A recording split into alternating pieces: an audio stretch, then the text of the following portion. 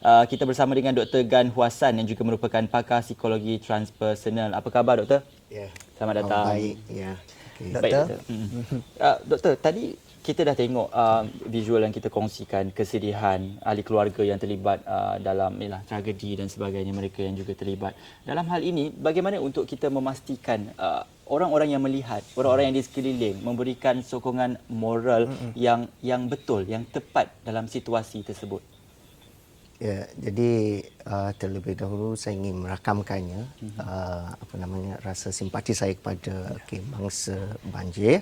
Tapi sudah tentu ya, dalam keadaan yang sedemikian, apa yang perlu kita lakukan adalah sokongan, ya, sokongan daripada ahli keluarga, sokongan daripada masyarakat dan juga sokongan daripada negara kepada mangsa, ya. Sebab mereka dalam keadaan sekarang ini, ya, kehilangan kerja, ketakutan, ya, di mana banjir akan berlaku lagi. Jadi ya, perasaan yang tidak aman itu ya sentiasa ada. Jadi itu sebab tu kalau kita tidak menangani dengan baik, ya, maka kemungkinan dia akan membawa trauma psikologi kepada mangsa-mangsa, terutamanya kanak-kanak dan mereka yang berusia, ya. Saya rasa sokongan ahli keluarga dan juga masyarakat cukup penting di sini. Doktor sentuh mengenai sokongan di situ, mungkin secara spesifik lagi, sokongan dari segi macam mana tu yang boleh kita buat? Adakah kita selalu ambil berat tentang mereka? Mungkin ada yang berpendapat kita jangan ungkit lagi benda-benda yang sedih ni, ataupun bagaimana? Kita nak ambil berat tapi kita tak tahu macam mana caranya, Doktor. Saya rasa, of course, sokongan yang pertama sekali adalah sokongan fizikal, iaitu bantuan-bantuan. Okay? Kita lihat, pihak kerajaan negeri dan federal telah pun menghulurkan bantuan yang sepatutnya. Ya, saya rasa itu bantuan yang pertama.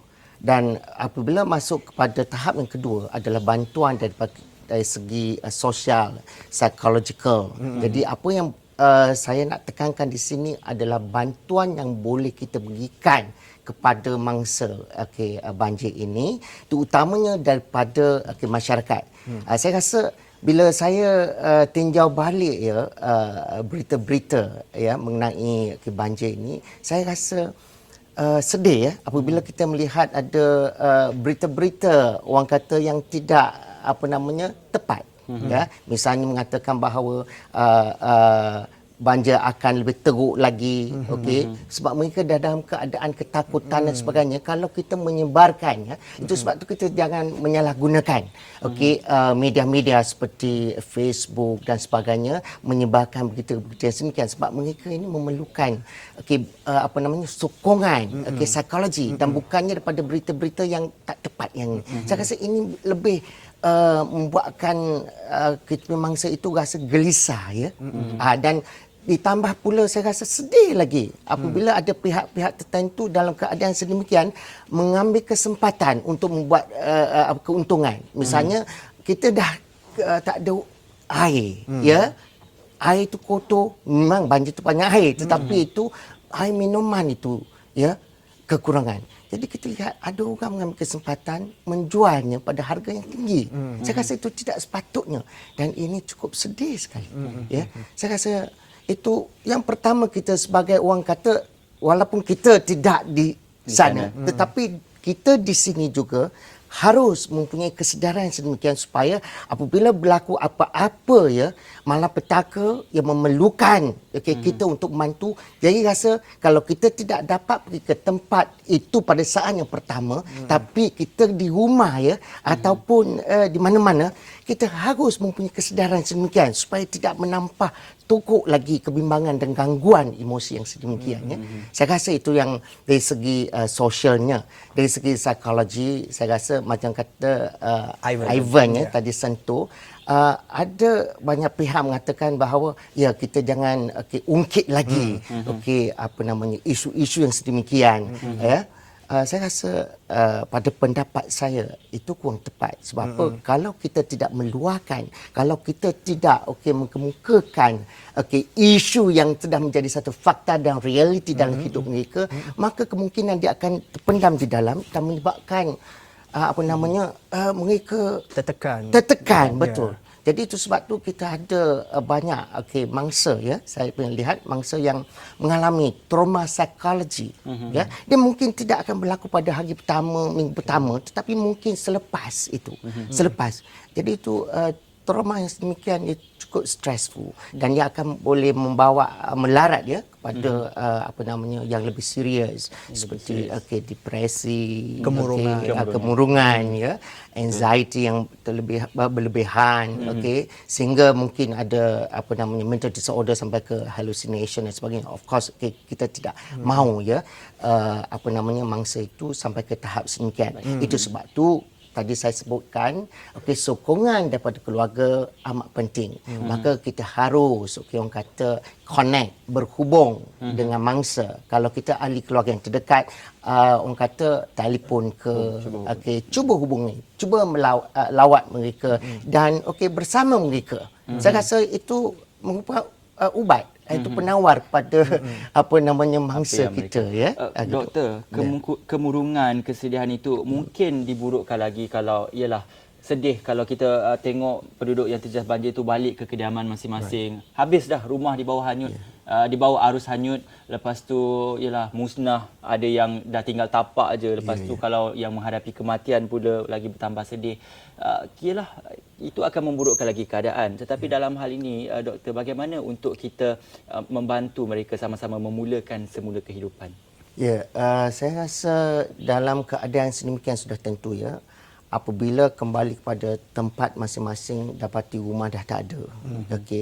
Mungkin of course di sini kita mesti faham ya, mungkin ada mangsa ya yang kehilangan ahli keluarga. Saya rasa ya itu lebih teruk lagi. Apabila kita lihat ya fizikal dah hilang, mungkin kita dapat orang kata bina lagi ya. Dan saya rasa di sini sudah tentu bantuan di sini saya kata bantuan fizikal itu lebih penting. Apabila mangsa kembali kepada tempat mereka, bantuan daripada pihak kerajaan harus disalurkan ya. Itu yang pertama. Itu sebab saya rasa kebanyakan masanya kita lihat bantuan yang sepatutnya diberikannya tu dia tidak sampai pada masa yang sepatutnya ya. So saya rasa kita harus tekankan yang itu, bantuan fizikal yang pertama. Sebab ya orang kata kalau kita lihat daripada segi psikologi, yang paling basic sekali adalah orang kata makan minum, keselamatan dan seterusnya. Keperluan yang paling asas. Yang itu yang asas itu. Itu sebab tu kita harus pergikan yang fizikal dulu. Kita jangan cakap pasal psikologi. Ya, tetapi dalam keadaan yang sedemikian kita jangan lupa ya ada faktor psikologi ini. Itu sebab tu saya cukup gembira apabila kita dapati bahawa ada pusat counselling dan psikologi disediakan. Itu ya harus datang kemudian ya. Itu yang pertama. Doktor, fasa pemulihan ni ataupun trauma ni mungkin berlaku seumur hidup kepada mereka yang terjejas ini. Sebab nak fikirkan mereka sudah lalui apa yang tak boleh kita nak bayangkan, itu musibah itu, dan mungkin tahun-tahun yang akan datang dia akan terfikir lagi mungkinkah akan berulang lagi. Jadi itu fasa pemulihan. Bagaimana kita nak tumpukan ataupun nak bantu mereka ini, khususnya mungkin golongan kanak-kanak ya yang akan melaluinya, pergi ke sekolah-sekolah rosak, kat rumah-rumah dah tak ada, musnah dan sebagainya. Ya, tepat sekali kata Ivan ya. Orang kata rumah tu boleh dibina balik ya, mungkin lebih cantik lagi ya. Tetapi orang kata psychological scar itu ya, parut psikologi itu mungkin akan ada sepanjang hidup ya. Tetapi sudah tentu kita tak boleh buat generalization. Itu satu pengumuman itu mengatakan bahawa semua orang akan menghadapi keadaan sedemikian. Ada orang yang cepat ataupun mudah ya pulih, dan ada juga orang yang orang kata akan ada satu bayangan ya sepanjang hidup. Itu sebab tu dalam proses ini kita harus menekankan beberapa isu. Ya, yang pertama saya rasa adalah bantuan psikologi di mana kita membantu kita punya mangsa supaya recognize the reality, kemudian menerima. Jadi penerimaan ini cukup penting. Itu sebab tu saya suka sangat menekankan penerimaan itu adalah step yang pertama. Kadang-kadang kita tak dapat nak terima. Mungkin daripada konseptual kita mengatakan mengapa ada terutamanya bagi mereka yang cukup mempunyai kepercayaan yang tinggi terhadap sesuatu mungkin kepada dia punya pendekatan agama. Ya, agama, bersama agama. Jadi sudah tentu dalam keadaan sedemikian katakannya orang ini, kita ambil satu satu example contoh orang ini dia cukup beriman. Beriman Jadi sudah tentu dalam keadaan sedemikian ini dia ditimpa malapetaka yang sedemikian, sudah tentu dia akan ada question. Mengapa dia tidak orang kata lindungi katakannya. Saya rasa kalau kita tidak ada seorang yang memberi bimbingan, pedoman dan meneroka bersama dia tentang apa yang ada di dalam dunia dalaman dia, mungkin dia akan mengatakan bahawa akan tertanya-tanya, adakah saya tidak menepati apa yang sepatutnya? Apakah saya didenda? Kenapa musibah itu kenapa pada saya? Gitu. Saya rasa ini dia yang akan membawakan mangsa ini tidak dapat melepaskan diri daripada kongkongan dan cengkaman pemikiran yang sedemikian. Trauma itu. Jadi trauma ini sudah tentu akan berpanjangan. Jadi kita ambil satu lagi perbandingannya.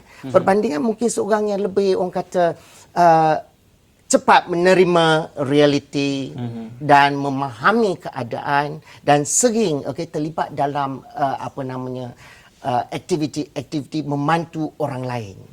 Itu sebab kita lihatnya mangsa sendiri bila dia dilanda orang kata musibah yang sedemikian, apabila dia sendiri pergi membantu, melibatkan diri, membantu yang lain, maka orang ini selalunya dia kurang ataupun tidak akan ditimpa oleh bayangan-bayangan yang sedemikian. Itu sebab kita katakan bahawa dia ada tujuan. Masa dekat situ tujuannya adalah membantu. Itu rasa purpose of life is very important. Iaitu tujuan dan haluan hidup itu amat penting. Kita hidup ini bukan setakat orang kata untuk yang fizikal, tetapi menjangkau daripada itu adalah segi spiritual. Saya rasa sebagai seorang yang mengkaji dalam bidang transpersonal adalah penyangkauan daripada physical psychology. Dia lebih daripada hal itu spirituality. Itu sebab tu pada akhirnya saya percaya bahawa setiap orang ada potensi tertentu. Cuma potensi itu kalau tidak ditunjukkan, maka dia sudah tentu tidak akan orang kata menghasilkan sesuatu yang lebih positif. Membazir macam membazir sedemikian sahaja. Gitu. Doktor, bercerita pasal bantuan. Doktor cerita pasal kita perlu menyalurkan kita punya aset ataupun kita punya tenaga itu ke arah sesuatu yang lebih positif. Dari segi mereka yang menyertai sukarelawan juga, yang menjadi mereka yang menghantar bantuan, yang juga membantu mereka membersihkan kawasan kediaman dan sekolah. Mereka juga perlu persediaan mental dan fizikal yang kuat untuk membantu penduduk-penduduk yang menghadapi banjir ini. Bagaimana, doktor? Saya rasa orang yang terlibat, sukarelawan yang terlibat selalunya diberi taklimat tentang bagaimana kita nak membantu, cara kita nak menangani dari segi physical, social dan juga psikologi ini. Tapi saya rasa yang pertama sekali adalah niat ataupun intention sukarelawan itu sendiri. Bila kita kata sukarelawan, dia suka dan rela. Kalau kita ini suka dan rela melakukan sesuatu, kita selalunya akan sepenuh hati lebih gembira. Dan macam mana susah sekalipun, kita akan menghadapinya. Dan kita tidak akan orang kata putus asa ataupun give up easily. Saya rasa sebagai seorang sukarelawan, dia sendirinya sudah ada orang kata karakteristik yang sedemikian. Ya. Jadi ditambah lagi dengan taklimat yang diberikan, okey, tunjuk ajar yang sepatutnya. Saya rasa itu akan membuatkan sukarelawan kita ini orang kata dapat melakukan tanggungjawab mereka lebih baik lagi. Tetapi saya suka mengingatkan supaya sukarelawan ini jangan disebabkan niat nak membantu, dan dia membantu membabi buta, dan sebab kita tahu dalam keadaan disaster, bencana yang sedemikian, ya, kita harus juga menjaga keselamatan. Kalau kita bukan pakar ataupun kita bukan bidang itu, melainkan dia pakar, ya, sukarelawan selalunya dia pakar disebabkan dia lakukan selalu. Tetapi dalam keadaan yang malapetaka ini, event dia berbeza. Ya, kalau kita dalam keadaan bencana ini, mungkin kita ingat itu senang aja. Selalu saya membantu dengan cara yang sedemikian. Tapi jangan lupa bahawa dalam keadaan situasi yang sedemikian sekarang ini, ya, banjir yang sedemikian ini, arus itu begitu deras, ya, kita tidak boleh orang kata sesuka hati mengatakan mengikut kita punya perasaan itu, membantu. Mungkin bila niat kita nak membantu, tetapi kita orang kata membawa malapetaka pada diri sendiri, menyusahkan diri pula. Menyusahkan diri. Jadi itu sebab tu taklimat harus diberikan macam mana kita membantu, ya, cara kita nak membantu, macam mana menjaga keselamatan dan sebagainya. Itu amat penting. Iaitu Dr. sentuh mengenai mereka yang berada di barisan hadapan, sukarelawan kita. Berbalik kepada penduduk yang terjejas banjir ini, tadi Dr. sentuh mengenai penerimaan mereka terhadap realiti yang sudah pun berlaku. Tapi mungkin tahap kematangan itu berbeza dengan dewasa, dengan kanak-kanak ini. Jadi mungkin kanak-kanak ada juga yang mendapat bahawa mereka ni senang lupa. Mungkin mereka dah lalui, jadi ada yang bermain air banjir. Sebab kesedaran di situ. Jadi bagaimana kita nak fokuskan kepada psikologi kanak-kanak ini, mereka yang akan membina semula kehidupan, itu juga penting. Ya, sudah tentu saya rasa education, pendidikan itu amat penting. Kita lihat, ya, kesedarannya pasal keselamatan ini masih rendah lagi, ya, di kalangan masyarakat kita. Kalau kita bandingkan dengan masyarakat di Jepun, sama-sama kita dalam penjara timur kan, tapi of course mereka lebih maju. Dan kita lihat betapa orang kata mantapnya, ya, pendidikan mereka dari segi ini, ya. Kita lihat apabila berlaku apa-apa malapetaka dan sebagainya, sebelum dia berlaku sudah ada simptom-simptom, mereka sudah mula membuat persediaan yang sepatutnya. Apabila saya bercakap sedemikian, tidak bermaksud bahawa saya mengkritik, mengatakan bahawa mangsa kita ini tidak menjaga never prepare for that. No, I never bermaksud yang sedemikian, ya. Apa yang saya nak maksudkan ialah, ya, kesedaran kita ini kurang tinggi lagi. Betul. Mengapa? Kita lihatnya dalam keadaan situasi yang sedemikian, masa kita lihat lagi ada kanak-kanak ataupun orang dewasa yang menjadikannya macam semacam pesta. Saya rasa ini disebabkan kesedaran. Mereka tak nampak bahayanya. Ya, tidak nampak, dan mungkin sudah tentu mengapa. Ini adalah satu pengukuhan daripada pengalaman yang lalu.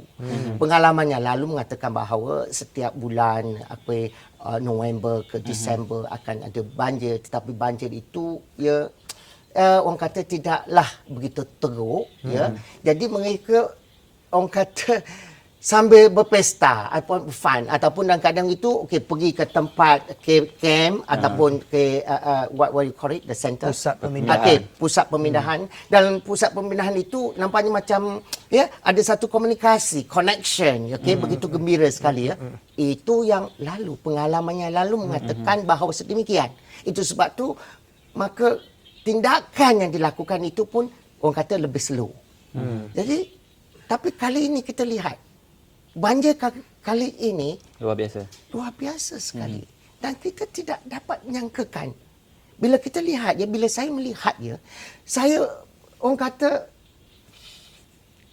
kita pun terkejut. Dan saya macam tengok betulkah ini berlaku di Malaysia? Ya, ya. Dalam movie-movie tertentu yang kita lihat, ya, ini memang berlaku yang sedemikian. Jadi sudah ada satu dalam fikiran kita, saya tak tahu nak cakap apa-apa ya, dalam keadaan tengok cara saya nak express pun saya tak ada satu perkataan nak mengatakan yang tu, begitu teruk. Itu sebab tu kita harus mulai sekarang kita harus mendidik masyarakat kita supaya berjaga-jaga sepanjang masa. Nah, ini satu proses yang panjang, bukan 1-2 tahun ya. Kata orang putih prepare for the worst kan. Yes, prepare for the worst. But of course, bila kita cakap prepare for the worst, jangan sampai kita pergi kepada ekstrim. Ini juga akan buat masalah juga. Itu sebab tu kesederhanaan. Itu yang kita nak sebutkan tadi. Itu ya. Gitu. Untuk masa berbaki ini kepada mereka yang terlibat, kita nak letakkan diri kita di tempat mereka, kita nak bantu mereka, tapi mereka perlu bangun untuk membantu diri mereka sendiri. Pesanan daripada Dr. Ais sekali untuk mereka yang terjejas banjir yang menonton ketika ini mungkin. Jadi bagi mereka yang terlibat dalam banjir kali ini, yang penting sekali adalah cuba orang kata jalankan kehidupan masing-masing seperti biasa. Bukan mudah tapi mereka perlu lakukan. Tetapi kita harus menghadapi realiti ini. Dan mula orang kata melakukan aktiviti seperti orang kata membersihkan rumah dan sebagainya. Jadi aktiviti yang sedemikian sebenarnya membawa mereka kembali kepada rutin hidup. Saya rasa rutin harian itu adalah langkah yang pertama. Memulakan semula. Memulakan semula. Saya rasa baru kita ikuti yang lain dan seterusnya. Saya rasa untuk masa depan, dalam keadaan sedemikian, mangsa juga harus orang kata memikirkan satu isu iaitu insurans. Saya rasa dalam keadaan sedemikiannya kita nak bina balik rumah dan juga mungkin kenderaan, membeli balik kenderaan itu memerlukan satu tabung yang besar ini. Saya rasa kita harus ada tabung yang sedemikian. Itu saya sukalah kalau mulai sekarang mesti ada konsep mesti demikian. Gitu. Betul, itulah tadi yang disentuh oleh doktor berkenaan persediaan dan juga kesedaran yang perlu untuk sama-sama kita lakukan. Dan apa yang penting, kita di sini perlu terus sama-sama membantu sebagai rakyat Malaysia, perlu sama-sama memberikan sokongan. Kalau tak ke sana, kita boleh juga turut menghantar bantuan dari segi fizikal dan juga memberikan sokongan emosi dan sebagainya. Ataupun sekurang-kurangnya jangan tambah lagi tekanan kepada mereka menyebarkan berita-berita yang kurang sahih dan tidak sahih itu di laman sosial dan sebagainya.